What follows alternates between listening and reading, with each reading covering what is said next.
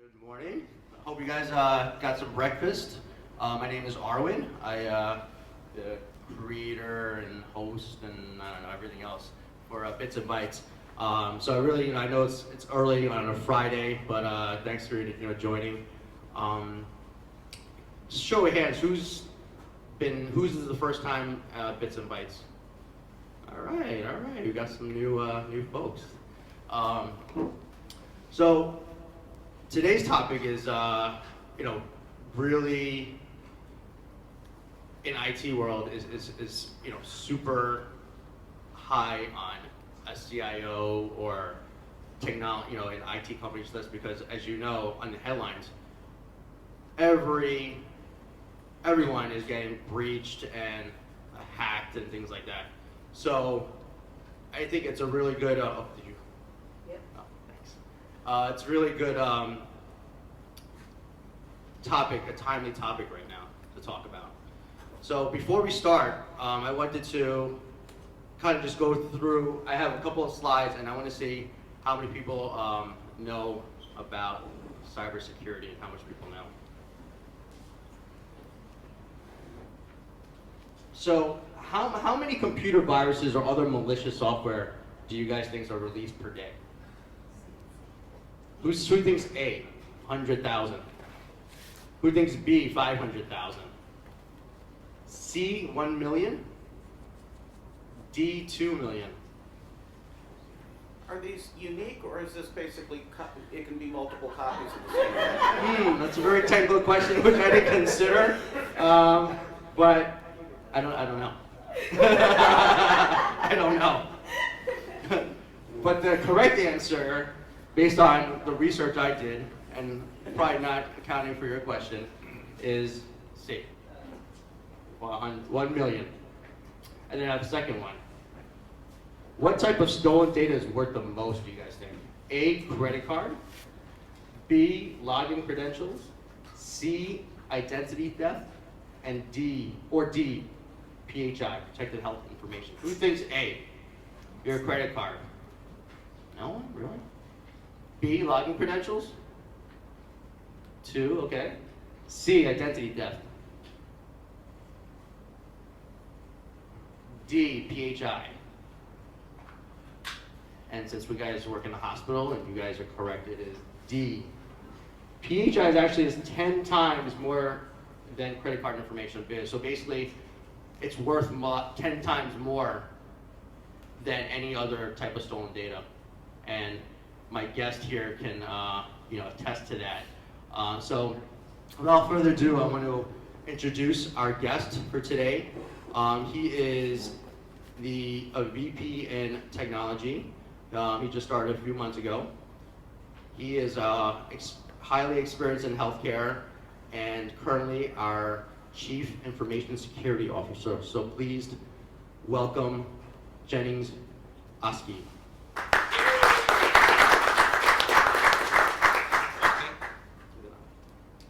Should be on. Yeah. Oh, that's yes, it's on. No. Can you hear me? No. Okay, Jesus. All right.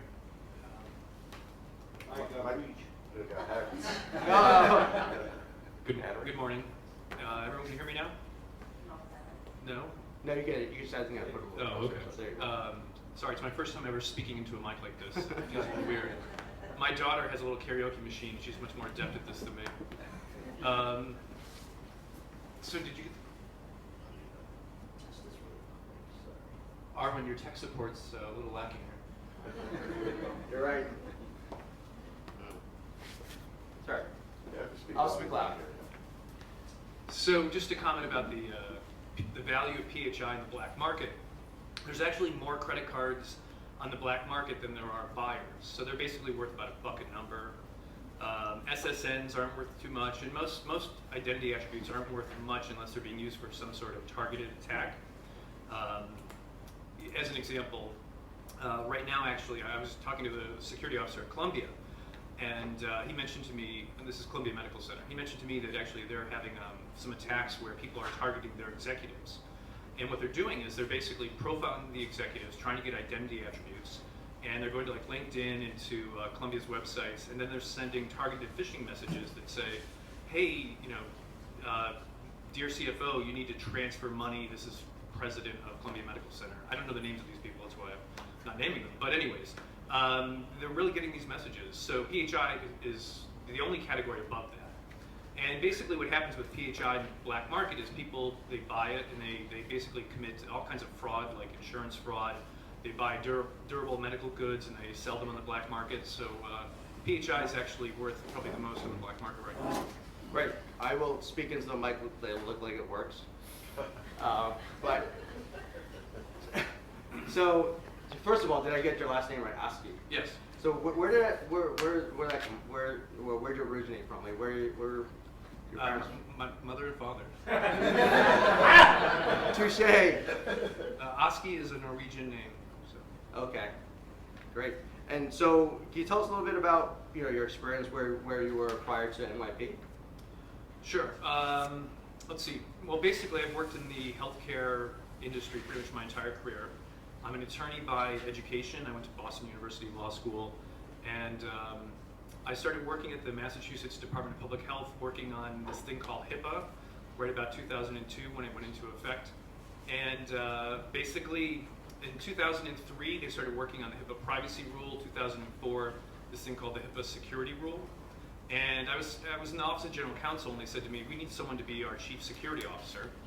And they asked if I would like to take that position on. And I said, yeah, that's great. It meant a raise and a nicer title. And at that time, I didn't know what a WAN was, or I didn't know what an AS was. It was a little actually intimidating going in.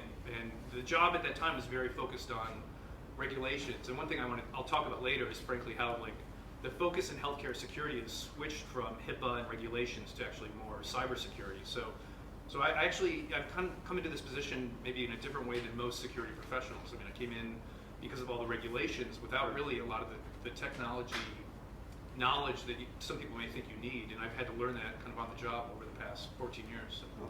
So how long have you been at NYP? Since February. February. So have we converted you to a Yankee or a Met fan? No. I actually do not like any of the New York sports teams at all. I'm a diehard Boston sports person, so Peter Grabowski was going to throw tomatoes at me if I said that, but he's not here today, so I feel safe saying that. Were you born and raised in Boston? No, I grew up in Syracuse, New York, and I moved there for law school and just really became a big Boston sports fan. So. Gotcha. I read an article, I guess an interview, where it was pretty interesting how you started as a CISO, and like you say, you didn't really have any technical experience at all, or in technology. You started as a lawyer. Being a CISO, what keeps you up at night? I mean, there's a million threats a day, and how do you sleep? Well, actually, nothing really keeps me up at night. I think you can't do this job if you really worry about this stuff, right? I mean, it's all pervasive. In fact, I was on the train this morning reading about Barbie dolls. So apparently there are these Barbie dolls that you can actually talk to, and they will record your voice, and then the voice will be transmitted back to Barbie's little server somewhere. And then there's AI on the server that will actually communicate back. And basically they're very susceptible to man-in-the-middle attacks. So basically all of the data about that your child sends over the wire is captured. And Barbie's known about this for a while, or Mattel, and they've done nothing about it. And it's just crazy to think that everything we touch is increasingly being connected to the internet, and everything has an IP address. And if you worry about it, I mean, you'll be overwhelmed, right? So you just got to kind of accept it and try to muddle through and come up with a plan for it. So would you say it's futile to even is there only way to defend? Is it just defend against these attacks, or is there a way to kind of be proactive about some of these all these attacks that we get daily?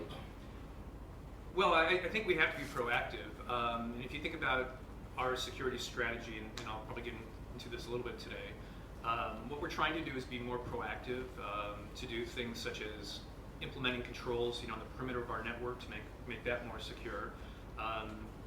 We're going to do things around correlating events in terms of we're going to collect logs about security events on our network and try to correlate those and predict what's happening, try to identify new novel attacks that are coming into our network. We're partnering with third parties to help us secure our network in that way. We'll be deploying things like honeypots. So we've got a roadmap to be more proactive, but I think also you have to invest in detective controls, and I think you also have to assume that, frankly, you probably are compromised. I mean, at this point, we probably are compromised, and I think it's inevitable that pretty much every organization is going to have some level of breach or incident, and I think it really comes down to trying to have good detective controls to mitigate or identify and then mitigate the incidents before the breach gets too large. Okay, so it's really about how to handle the breach after, how best. Well, to it's handle not about just that. It's about the spectrum of activity ranging from preventative controls all the way to detective and incident response, and educating management that we probably are at some level being attacked right now. I mean, we send about 20 different employees every year, multiple times a year, into China and into very risky other parts of the country, or the world, I should say, going into Saudi Arabia, going into India, all these countries in which basically the networks they use are not secure, and it's just inevitable there's going to be some level of compromise for. I mean, look, it's funny. We used to joke and say that the NSA was secure, and then Snowden happened. So I mean, who really is secure? It's a real, it's a chicken or cat and the mouse game thing. You're chasing children. I'm bad at metaphors, but That's a good one. The point being that basically you're constantly kind of pushing and fighting something that you're never going to completely defeat. Okay. So in school, I've actually learned, or I don't know if it's illegal or illegal. Can we fight back? Can we attack these hackers back? No, we can't do that. I mean, so it's illegal. Not ethical. Well, I mean, yeah, there's definitely an ethical question. I mean, if we had an issue where we were being attacked, we'd reach out to Homeland Security, FBI, Okay. work with law enforcement. We wouldn't obviously engage in self-help that way. Gotcha. So what are your 3 initiatives coming into NYP? Your top initiatives?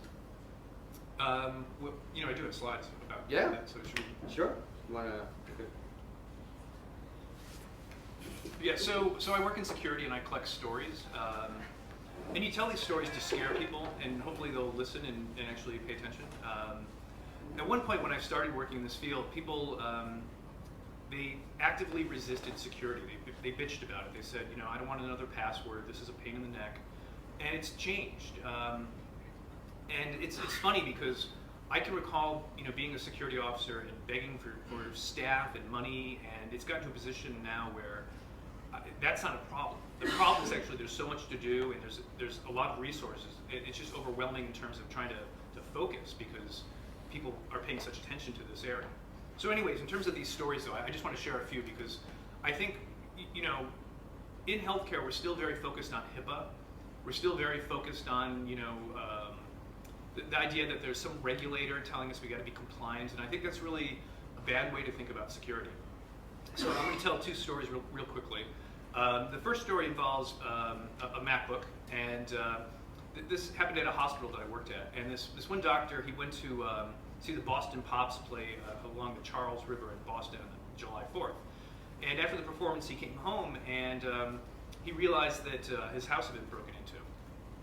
And he looked around, and then he eventually noticed that his computer was gone, and he got nervous because he knew that computer was used for work as well as personal purposes. And he basically panicked a little bit, and he had this backup hard drive, and he erased the backup of his computer. And he didn't tell anyone. He didn't report this. And then eventually, about 2 weeks later, he told Privacy and Security, and we started investigating. And he said, I don't know, you can't investigate. You can't find out what's on the laptop because the hard drive is missing. And I said, well, can you just bring it in? And what he did was basically just delete the data. And for folks who don't know, when you just delete something, it's still really there. So I was able to basically make a copy of the data. We basically performed a forensic search. And we found one spreadsheet in his email. And the spreadsheet had 7,000 patient identities in it. Many of these individuals were the subjects of HIV/AIDS study. And he wound up being sued by some of the data subjects. So here's this guy. he basically is just working like many clinicians with a personal device. The organization didn't have a good security program, and he didn't encrypt his device, and he wound up being sued by the data subjects. I mean, I felt so bad for this guy, and there were some people that were, blaming him for it, and all I could do was think, well, this is really an institutional failure. We had not set up a program to really secure these personal devices and things. But I mean, it just shows you that, there's these like little policies, these little documents that sit on the intranet, some bad SharePoint site that say you got to encrypt your device, and people ignore them, or maybe you don't really enforce it as an organization, and these things have consequences. I mean, for the victims of this data breach, and for this poor person who had to hire an attorney to protect themselves. So, one of the things that we and the security team and everyone in this room have to do is understand that these mandates, these little policies on the SharePoint site, they have real ramifications for people's lives, including our own. So, when we hear these or learn about these new pronouncements and these new things we're going to ask you to do to secure how you do your job, or how you just interact with technology, it's important, and there's downstream effects that really underlie those policies. Okay, so the other true story. We like stories. I like stories. Yeah, stories are great. It's very impactful. I tell stories every night to my daughter, and I realize I'm not a great storyteller. Do you tell security stories? Is that No, right? no. Those I can tell. I've got the material. So that's actually a good idea. So this one, this one hospital, a colleague of mine, basically they brought in this new security technology to try and analyze network security events, and they noticed that the blood bank servers had been touched by some foreign IP address, and these were supposed to be strictly internally accessible. They were privately routed. They were not, accessible via the internet. Yet they determined, based on this tool and correlating logs, that it had been accessed. And they also noticed that some really critical security patches were missing. And when they added 2 and 2 together, they said, oh my gosh, this means potentially that 600,000 people, the blood values that were captured in the system were inaccurate. And that day, they may have been giving the wrong blood to patients. And they basically had to hire a forensics firm, spend almost $1 million to go through and prove the negative, and luckily they did. That IP address that accessed the device did not actually modify the values. The integrity and availability of the data was still there. But for the leadership of that hospital, excuse me, everyone involved, it was a really scary moment where they thought they may have had this really terrible impact on patient care. And I think about this in the context of, you have these Patch Tuesdays with Microsoft, and we're doing vulnerability scanning, and people are like, oh, I got to patch the server. And I always go back to that story about just applying these patches is really important, because they came with a hair's width of basically harming patients, harming 600,000 patients potentially.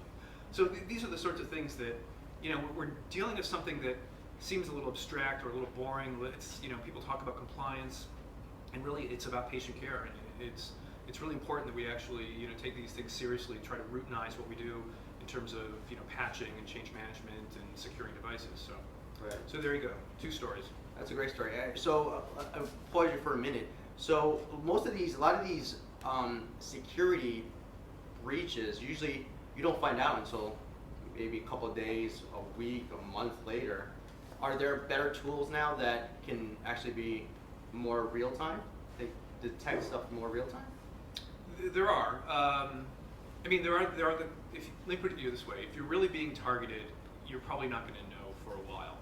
But that being said, for the bulk of attacks and the things that we're probably struggling with right now, we could do a lot better job of detecting. And I'll talk more about what we're doing in this space. So. Okay, great. Okay, so I had to put this together. This is a list of laws that apply to us. That's all I want you to see. We've got these laws. You should not care about them. I was talking earlier about, I came into this type of position because of these laws. But basically, as healthcare security has kind of matured as a practice, practitioners like myself have come to realize these laws don't matter. And what really matters is developing a mature security program. And I want to point out this slide. This is an important slide too. This is a list of like the largest breaches in healthcare, and if you look at it from 2009 to 2013, they all involve loss of something that was not encrypted. And that also reflects kind of that regulatory approach to security, where HIPAA came out and said you had to encrypt, and healthcare organizations were terrible at implementing encryption, and look at all those large breaches. But around 2013, something changed. It's kind of an inflection point where basically healthcare started being targeted the way that banks and the defense industry has been targeted. And you started seeing these remote attacks, hackers, whatever you want to call it. And that's when basically healthcare organizations started pivoting from if they were smart, from a compliance security program to one that's more focused on what some people might call cybersecurity. So we as an organization are really trying to get in front of this trend as well. And what I'll talk about further is some of the things we're doing in this space. So, $100 million on Anthem. Yeah, so Anthem's a really important incident, just because it really showed that the way we think about security is completely inadequate, in the sense that actually everyone in this room is at some level going to be affected by this as well, and I'll talk about it further. But what Anthem showed is that basically the way we secure ourselves with IDs and passwords is just not sufficient, and we really need to embrace different forms of authentication and more complexity around how we interact with technology to prevent these kind of large attacks. What happened in Anthem basically was a group of database administrators, they had their credentials stolen through malware. And one day this database administrator came in and said, hey, someone's been using my account. And when they basically added everything up, there was 100 million people whose identities had been stolen. And Anthem had a really big impact on the public. There were people, including people who are affiliated with New York Presbyterian Hospital, who could not file their taxes this year. Because what was stolen in Anthem was basically name, SSN, and date of birth, other information like your Blue Cross number. And what the attackers were doing was logging into this IRS website, logging into any of the sites that sent tax claims to the IRS. And they were claiming that they had some payment they were owed. And all you need to do to file a claim is basically have a name, SSN, and date of birth. Because the IRS does not do any identity proofing. They don't validate your W-2 until probably May. So the attackers were going in February and filing this. And then people who are affiliated with, people I know personally, people who were at Hudson Valley Hospital as an example, they were going and filing their taxes, and they were told, you've already filed. But they hadn't. It was actually the people that bought some of these identities in the black market. So. Oh, wow. And shame on the IRS for not checking the data when it's submitted, but that's another issue. And actually, I think I remember you mentioned this to me, that Dr. Corwin had called Aurelia, and what did she say? Oh, well, his email to her said, he sent an email the day that Anthem happened, and he said, Anthem was announced, and he said, this can't happen here. Whatever it's going to cost and take, we cannot have this kind of breach here. Now, I don't think he meant that literally, but I will say one of the projects that I'm going to talk about, we are implementing a technology that Anthem was in the process of implementing, and if they had finished implementing it, that breach would not have happened. They had basically 9 of their privileged IT accounts, meaning database administrators, sysadmin, in this technology, and if they would have had more than those 9, maybe whatever the total number is, they would not have had that breach. So we can't deploy that technology fast enough, I guess, is the Right. Yeah. So this slide, just a corny little story, or slide to remind folks. Really, what we're going to try and do over the next 2 years is really move from a security program where we talk about HIPAA and the CAP and the breach reporting type stuff that we do with the Office of Civil Rights, and really focus on cybersecurity and the real threat environment. It's a little awkward turning with this. You need a monitor here. Yeah. So every Bits and Bytes I get upgraded, right? So I never had this thing. This is my first time introducing this. So I'm debuting this. This is a very nice piece of technology. So we'll get there, and then maybe we'll stream the video, because people ask me for streaming these videos. So, huh? Switch seats. Oh, yeah, that's true. But this is my better side.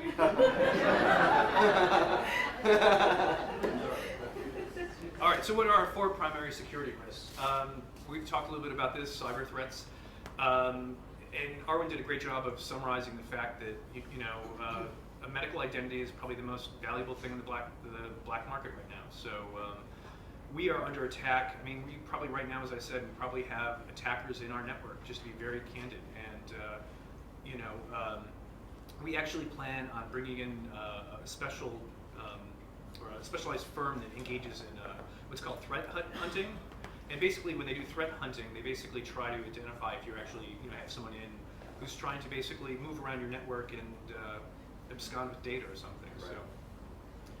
So, next on the list, our heterogeneous technology environment. So this is the Barbie problem, and the Barbie problem is really bad in healthcare. And I guess actually a good way of summarizing it is one time I interviewed for a job at a bank as their CISO, and I was talking to them about their technology environment. They didn't have wireless. They certainly didn't have medical devices. They just basically had PCs that connected over a wire. They ran Windows 7, and they had Outlook and Office and Adobe, and they had some websites that customers used to do online banking, and they had some mainframe systems. And I was like, this would be so easy to secure. I want this job. And then I thought about it. I'm like, no, this would be boring, actually. So I pulled myself from contention. But the point being, healthcare is probably one of the hardest environments to secure. We have, you know, refrigerators with IP addresses that can be used to launch attacks against other parts of our infrastructure. We have all the problems that come with having university partners with, you know, universities having kind of a different culture that doesn't really align itself with top-down, you know, command and control around rules of behavior. And so you have, you know, researchers who are saying, well, I have to manage my own server under my desk and all those things. So a healthcare environment to me is arguably one of the more challenging environments to secure just based on the complexity of the technology environment. And you add to that the long history of bring your own device, which has always been in healthcare, and I think healthcare has done a poor job of acknowledging it. So we have a lot of struggles that other industries don't face, and it makes for an interesting and challenging security environment. Turn the laptop, then you can see it. If you just turn it, you can skip the original laptop corner. It's probably too small. Yeah, that's good. Thank you. There you go. So the next area of risk that I think really is just basically as this organization tries to mature into an integrated delivery system and acquires additional hospitals and different types of affiliates and also thinks about different delivery models. The thing that we have to acknowledge is that many of these affiliates we're acquiring, they are even further behind in terms of addressing cyber risk and thinking about security. And again, when I make this as a comment, none of this is said to, you know, impugn the character of anyone or to criticize anyone, just to acknowledge that healthcare as an industry vertical has struggled with this need to pivot to cybersecurity. And a smaller hospital, smaller community hospital is going to be worse off than, you know, New York Presbyterian Hospital. Mm-hmm. So as we integrate these organizations, we have to acknowledge this, and it's going to pose some challenge. They are further behind than we are, and as we open the pipes to allow connectivity, that poses a lot of risk to us, and it has to actually drive how we think about how fast and how quickly we integrate with these organizations. And just candidly, I don't think that management was aware of this as well as aware as they are now. So, you know, one of the things that's on our roadmap also is enhancing the due diligence we do while we think about acquiring a hospital or modifying a business practice with an affiliate or something. Right. So, as an industry, how compared to other industries, how are we, as for insecurity, how far back behind are we compared to other industries, financial? well, all industries struggle with security, but I think it's a fair statement or criticism to say that healthcare is probably, you know, in the back, in last place maybe, or next to last. Mm-hmm. I mean, you talk to anyone at a security conference, and they will say particularly ethical hackers. Like I'll go to Black Hat and I'll talk to some folks, and they'll say, you know, you work in healthcare, and it is so easy to basically compromise a healthcare environment because healthcare institutions have not had the right staffing levels, right investments. They haven't invested in security analytics and all the things that you need to kind of really make sure you try and identify those zero-day attacks and things. So basically, healthcare is kind of a sitting target right now. And I talk to my peers, and we're all at organizations that are really trying to ramp things up. So it's not all doom and gloom, though. Let's just be very clear about that. I mean, there's a lot we can do, and I'm very confident in the plan we're formulating, but we do have to catch up. And then the last item is third-party risk. And by this, I simply mean our vendors and our business partners. My team does a lot of risk assessments of our vendors. And one theme that comes across is that the vendors that sell into healthcare, whether it be software vendors, vendors that supply goods that are part of our supply chain, they pose a lot of risk. They themselves have kind of been colored by what we've asked of them from a security perspective, which has not been much. So we've not said to them, hey, prove to me your software code is secure, I'm sorry, and prove to me that basically your downstream suppliers are secure. So they haven't looked at it. And as we start struggling with this or asking them about this, there's a lot of struggle because they're not prepared for this. And again, this is a theme that I hear at many of the security conferences I go to, where the CISOs at other hospitals and other folks working in risk management are really acknowledging and struggling with how do we get our business partners up to a level where there's no weaknesses in our supply chain and they don't pose hidden back doors to our environment. Isn't that a struggle to make these third parties accountable? Is that, like, how do we enforce, like, if they're they're lax in security on their side and they're hosting it, or how do we make them accountable? That's a good question. I don't have an easy answer to it, but I think one thing we actually need to do is not think about this in terms of accountability. And bear with me for a minute. I mean, people certainly are accountable, and the organizations are accountable, but I think that the reality is that a lot of people just haven't thought about this. And maybe if we went into this with a sense of partnership, and if we did this, like if we do a risk assessment of a vendor, we should be doing it basically trying to help them help us, as opposed to, naughty vendor, you need to fix these things, and if you don't, there's all these penalties. Now, I think at some point you do need penalties, and there's a fine line with that, but some of our business partners, they're like a 9-person shop helping us do some little thing. We have independent contractors, it's a person of one. And it's actually funny because one of the things we do as a company, we ask our business partners to have cyber insurance. And one of the struggles we've had is with these little small firms, or actually there's some things we're doing around home healthcare, and it's a rehab organization, and we're asking them to have cyber insurance. And it's really a struggle because people in this country struggle to get healthcare as people. I mean, the cyber insurance market is like even worse than that. And so I just think part of what we have to do over the next few months and few years is really think about how do we help our business partners. At the same time, if they don't want to work with us, maybe then we have to start talking about accountability in that traditional, almost pejorative sense that people use it when talking about legal matters. So in terms of addressing these areas, there's some priority projects for 2016. One of them is two-factor authentication. I just have a question for folks in the room. How many people have registered with Duo and have used it? Great. So for folks who haven't, Duo is a software technology. It's basically it's a little app that runs on your phone, or actually another way it works is it basically, well, let me rephrase this. So two-factor technology is basically when you log in, you use more than a name and password. You're going to use something that you maybe are or you possess, or something you have, I should say. So when you go to log in, you'll enter like your ID and password, and then you might enter in a code sent via an SMS message, or a code that pops up on a little app on your smartphone. So basically, it's a really important technology because basically it's pretty trivial to steal an ID and password right now. In terms of that Anthem breach, there was malware that was resident on the PCs that these database administrators were using. And the malware basically logged the keystrokes that the person typed into their keyboard. It's trivial to steal an ID and password. I mean, you can go and buy keylogger software for $10, on the internet, and just you can take a USB and plug it into basically any PC. So the great thing about two-factor is that code that you use and you enter is usable only once. So if someone steals it, it can't be used again. So that is a really important technology for ensuring that authentication events are secure. So we're basically going to really ramp this up. We're going to deploy this basically with everything that's internet facing, ranging from Outlook Web Access to Citrix, you name it basically. Anything that's internet facing, we're going to integrate it into mobile apps. NYP, it'll be integrated directly. So quite a few applications will have this integrated at the application layer. And our partners are using this as well. Cornell's using Duo. Unfortunately, Columbia's using a different version, but basically everywhere across the healthcare universe, people are finally starting to deploy this the way that they should have probably years ago. Okay. So it's coming.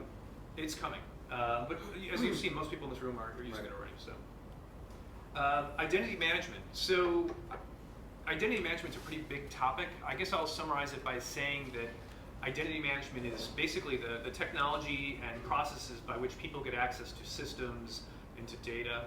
It's everything from changing your password to auditing who's looked at a medical record. And identity management also is related to access management, which is what two-factor is about. So we have a lot happening in this space. The next slide, I'm actually going to talk about this in a little more detail. So I'll just move on to the next item.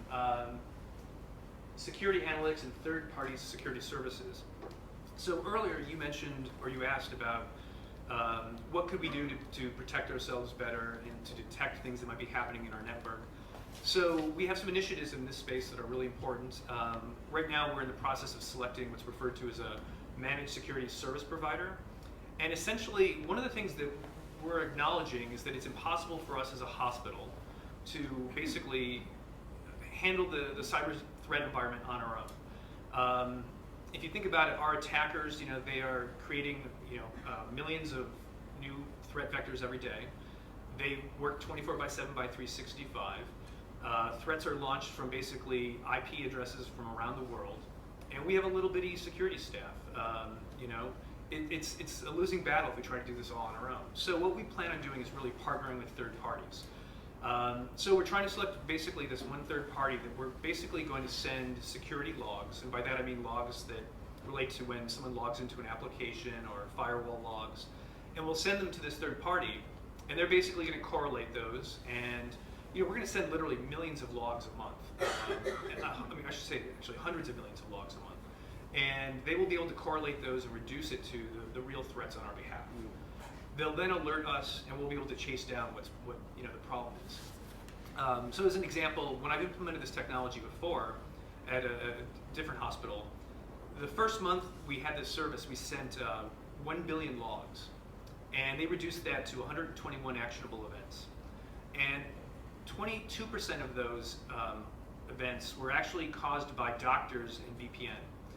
The doctors were VPNing in on laptops that they managed that weren't phoning home for security updates, and they all were compromised in some way, emitting malware or some kind of malicious command and control traffic.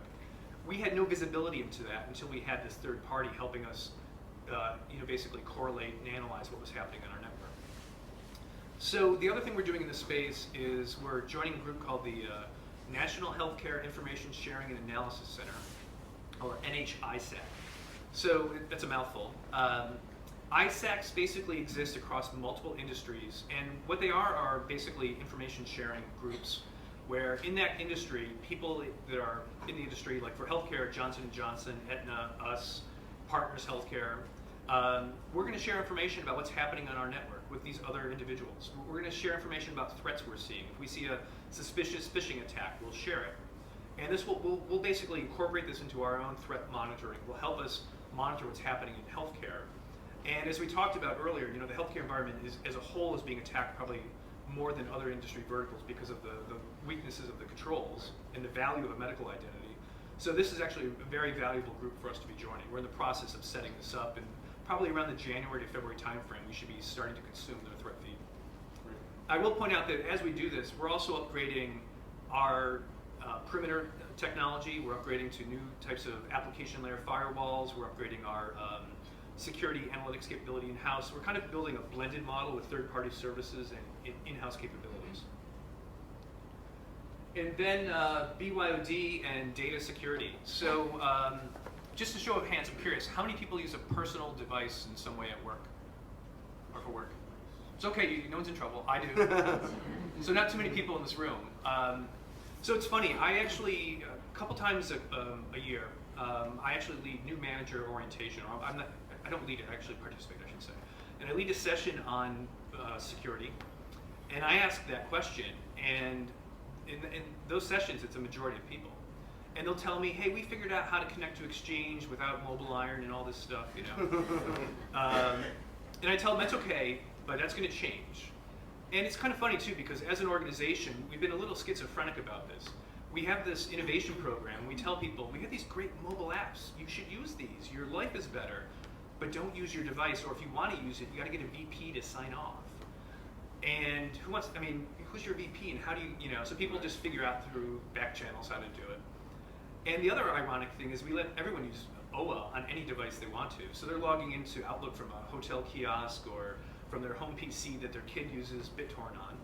And so we've had a series of conversations, and I've talked to Dr. Corwin and Dr. Faris and other folks in management, and we've all realized, look, we really should embrace BYOD. People want it. 60% of our new employees this year are millennial generation, and they want mobility. They want to use Macintosh computers. They want to use different technologies than kind of some of the clunky enterprise technology we've asked them to use. And they want to blur a little bit the personal and the private. So we're going to embrace that with Mobile Iron. We have a new BYOD policy. It'll affect folks in this room who are somehow using a personal device like myself. But we're basically going to have very strict rules of the road, so to speak, in terms of how you use that device.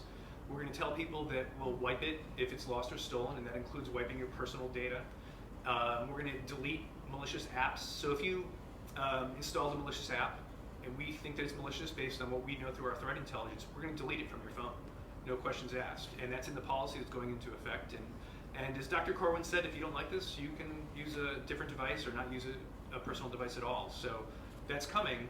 But it's important. We're trying to balance embracing how people want to work with the protecting our data and things, as we need to under the various laws and regulations, et cetera. So, okay. So just to talk very quickly, going back to identity management, and this is very important for folks in the room.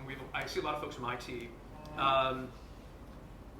We've treated everyone in this organization the same. By that I mean we think that everyone poses the same level of risk.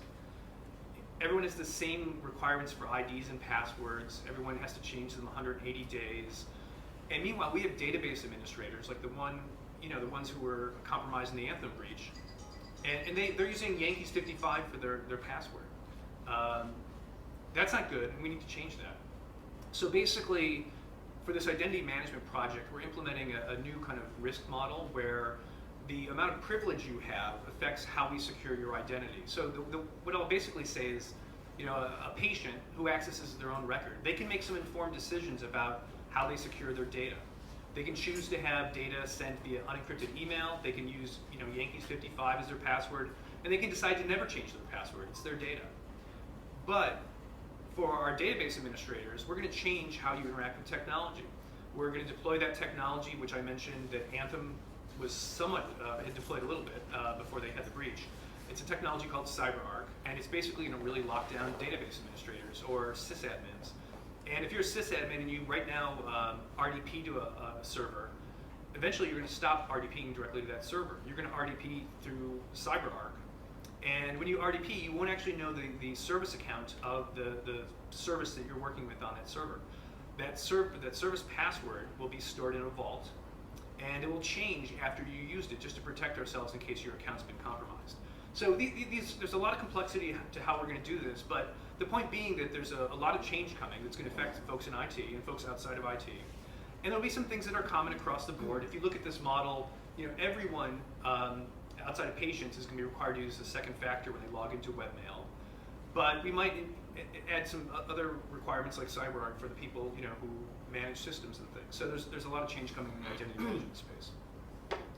Just to mention, he's not saying DBA because I'm on DBA, but it's just coincidence. Well, right? it is. The Anthem breach has that top of mind. But the reason I want to mention this too, and we're going to talk a lot about this, and I'm working with HR on kind of a education and awareness campaign about it, is that when we implement these controls, there will be some rumbling, which I understand you've worked a certain way. It's now we're modifying it, but we really have to. Otherwise, it's a culture change.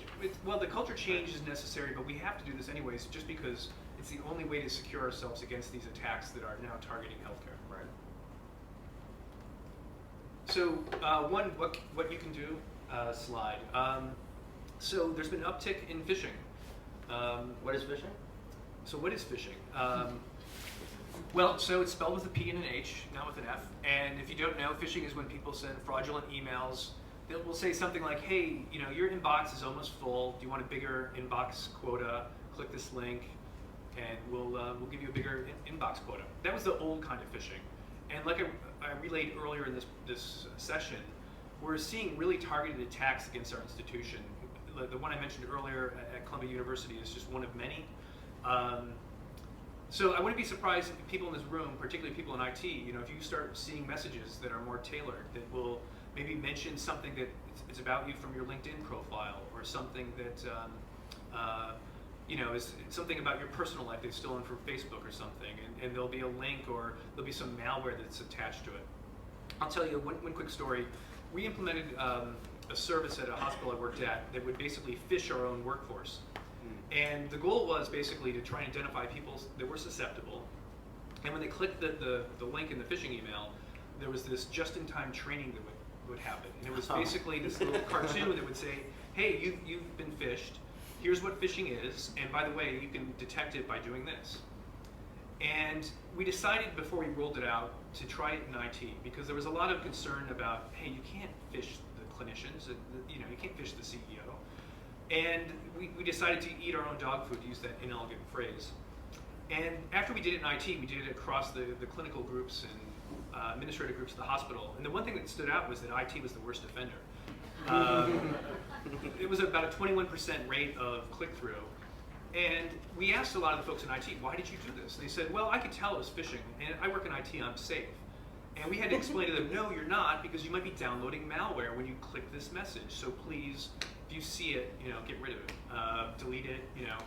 And by the way, one thing we're doing, we don't have this now, relatively soon we're going to have an inbox spam at NYP.org. We'll want people to forward these to, so we can actually start an IR process. So there'll be an announcement probably in the January timeframe about this. So. Right. That leads me to my my last question. Really is, you know, because security is so. I think it's the strength of security lies within the people that know, that are educated about it. So, what's how can we as users, you know, support that, your security initiatives, and support strengthening our security? Another way of phrasing that is we constantly get bombarded with the message, if you see something, say something. So, you know, if we do see something like the phishing attempt, we'd like to, you know, do something useful with it. Yeah. Make sure that you know about it too. Exactly. So that's why we're creating this new spam inbox. And I think we need to do a better job in terms of our training, and both in terms of educating people about what to look for and how to report, and also training people on our policies. I mean, frankly, most people don't know where to find our security policies. We don't train them on them. We don't train them on the things that are practical around them. Our annual hospital training is pretty woeful, to be honest. And I say that as someone who helped write the content. It's not effective. So there are some long-standing plans about how we're going to enhance this, but really what I want to see us doing is doing things like, you know, practical things, like telling people not about HIPAA, but telling them about, hey, when you travel, make sure your device is secure, and if you have to leave it in your car, put it in your trunk. You know, don't leave your laptop bag in the back seat. I was walking through the second floor the other day, and I noticed someone had a wireless access point on their desk. We're going to be training people on the fact that you shouldn't go to Best Buy and buy the nice little Apple time capsule and then attach it on your desk. I mean, because that's a real issue for us, both in terms of compliance, but also in terms of the security quality of an Apple Wi-Fi point. So we have a lot to do in that space. You know, I'll acknowledge that, but it's certainly on the roadmap. And what I'd say now too is that, you know, folks can always talk to myself, Andre, or anyone on our team about security. If you ever have a question, you know, just grab us. We'll always have time to talk. And as we ramp up our training and awareness program, you know, we're still there as an ad hoc resource for everyone. And certainly, you know, I'm glad to have this opportunity today to talk to folks. And you know, I want to come back at some point maybe and talk a little more about these projects and what the next wave of projects are. And there'll be other avenues and venues in which, you know, myself or folks on my team will be talking about security. So hopefully folks will take advantage of those. Great. So I'm gonna just wrap up with the last question, which I normally ask, our senior leaders. So, as you augment your team and you're rapidly augmenting your security team, how do you hire? Like, what do you look for when you hire someone? Well, that's a good question. I think actually the first thing we look for are people that fit in with our team. Just fit in. We're really proud of the fact that everyone gets along in the team. That's the most important thing, and people that value kind of the culture of Yep. the team. For us right now, though, the thing we're really looking for is folks that have a lot of security engineering talent. If I look at the skills we have, myself included, we're actually a little short in that space. We're going to be looking really into also the risk management space as well.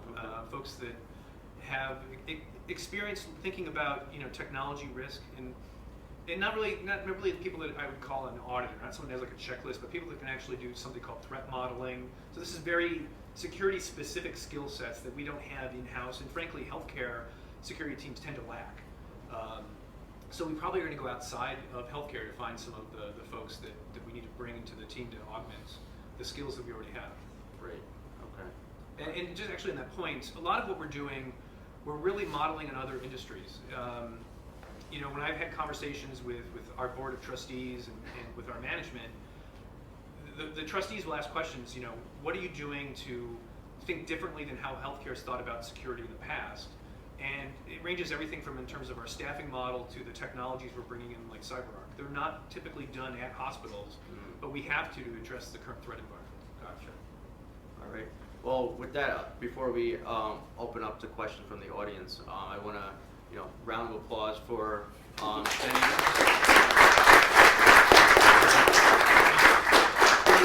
Obviously, as you've heard, he's got a lot on his plate, and you're what, 5 months in? No, 8. 8 months in, and there's a lot, as you can tell, a lot of initiatives. So, questions from the audience. Any questions for Jennings? Carlos, please. So one of the things I always wondered is there a good way where you can have every IP address or MAC address registered that accesses the hospital network? Can you guys hear the question? I'll repeat the question. Okay. The question basically was, is there a way to register every IP address or MAC address of a device so that we can basically know which devices are connecting to our network and identify unknown devices? So the answer is yes. There is a technology called network access control. It's actually on our roadmap. We're hoping to start implementing it probably third quarter of next calendar year. It's a very challenging technology to implement, particularly when you have the diversity of devices and diversity of use cases like we have at a hospital. I, in fact, know maybe 2 hospitals that have really tried this and gotten even halfway. Most give up because it's very complex and they try to boil the ocean when they do it. So we're going to try and learn from other industries, but the problem, as I said earlier, going back to that banking example, some of these industries don't have refrigerators with IP addresses that they have to somehow register into the NAC system. So it's more complex, but I'm confident that we can do it, partially because actually NAC technology has matured a lot, but it's something that's on our roadmap, and it's actually been in the organization's roadmap for a few years, but we finally think we're ready to take it on. What do you think, how much, I don't know if you can say, but what's our budget for security at NYP? Well, I actually, good question. I can't say right now. I'll be working with the gentleman standing up in the back on that. It's going to be much larger than it's been. Basically, the way to think of it is we have to make some investments before, so it's going to increase, but then it'll stabilize. And that's really the goal. I mean, I'm not worried about the resources. It's really more of, can we or make an ask that we can actually implement? I don't want to have $12 million in capital and $12 million in OpEx given to our cost center if we can't actually implement that. So it has to be implementable. And I would say probably for like a 2 to 3 year period, we're going to have to make some large investments, and then we'll be able to stabilize those investments. And some of the investments we'll make actually may go away, like the managed security service. We might actually be able to, 3 years out, retire that if we can build our own security operations capability. So it's a little bit up in the air right now, but it's definitely going to increase. Gotcha. Ed? How difficult do you think it is to combat state-sponsored attacks, with China and Russia really attacking a lot of our private companies. I mean, being a hospital, I would think that's very difficult. Well, so some of the Anthem breach was tied to China. There's several very large healthcare breaches, all tied to state-sponsored, state-sponsored attacks. But I think if you look at those breaches and what we know about them factually, the solutions aren't hard. They just weren't in place. But that being said, if a state-sponsored attacker really wants to get to you, they probably are going to. I mean, it's extremely difficult to really. I mean, it's basically it's an arms race right now. Right. But if you look at look at the attacks, there's no reason to think those hospitals were being targeted the way, let's say, our defense industry is, where someone's trying to get secrets, as much as these were easy targets to attack. So I'm somewhat confident that we can protect ourselves largely from that. However, we do have a global health program that's extending into China. We send lots of people into China. We're using WeChat to conduct business. And so there's a lot of risk for this, in terms of our organization. Question? Yeah, when we send data to physicians, for example, through the secure file transfer, and is there any protection against them transferring that data or file to some other devices? So the question was, when we send a file or data via secure file transfer, is there a way or way to secure what the physician or clinician does next? It's a little bit of a mixed bag answer. It depends on what that clinician is doing. So if that clinician is using one of our PCs and they go to email that to someone else, we've implemented technology called data loss prevention that would detect that and would potentially encrypt it or block its transmission. But if they basically downloaded it to a home PC via Outlook, they could do what they want with their discretion. And so one of the challenges in our environment is really managing discretion. And the fact really is that right now we allow a lot of decisions to be made by people who aren't informed about risk. And that's going to be something that we have to tackle. We have to do things ranging from better training and education for folks. But we also need to maybe acknowledge people are using personal devices and extend our security controls to those personal devices. So there's a range of things we have to do. But the answer is basically, in general, folks can use their discretion to cause problems. Yes. Question. Piggybacking on what Jennings previously asked, there are so many users that will email us with PHI, and it seems like for the rest of the hospital, it's kind of informed about what to do or how to handle a lot of information with PHI. How are they being informed about any information? Well, okay, so one, I'd like actually to talk to you afterwards and know more specifically about what you're hearing, so maybe there's something immediate I can help with. But I think a lot of this speaks to some of the problems with our training and awareness, which is very, in my opinion, still focused on telling people about this thing called HIPAA and not as practical as it needs to be. I personally know many people who aren't aware of the fact that we have an email encryption solution. So I think we need to really, in the next few months, get out or bang out some easy wins in terms of some real easy training and awareness around email security. I mean, as an example, I brought today encrypted USB drives, and everyone's welcome to come up and grab one. They're free. They're not cars, but these are just as good. Yes, this is my Oprah moment. But so I'm going to new manager orientation right now, and we've changed that to be a very practical training for managers with the idea that they bring this back to their staff. And we're giving these out at new manager orientation, and we're telling people about the fact we have email encryption. And one of the things we're adding in the next quarter is a handbook they can bring back to their employees that will say, these are some of the rules of the road. So there's a lot we can do.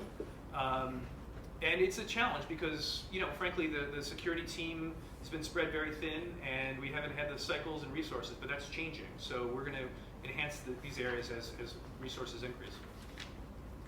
So that's the last question we have time for. But Yeah. if you have I can talk afterwards, folks. So again, I want to thank everyone for joining, and for Jennings to be in the proverbial hot seat. I know it's not easy, and I think he did a fine job. So.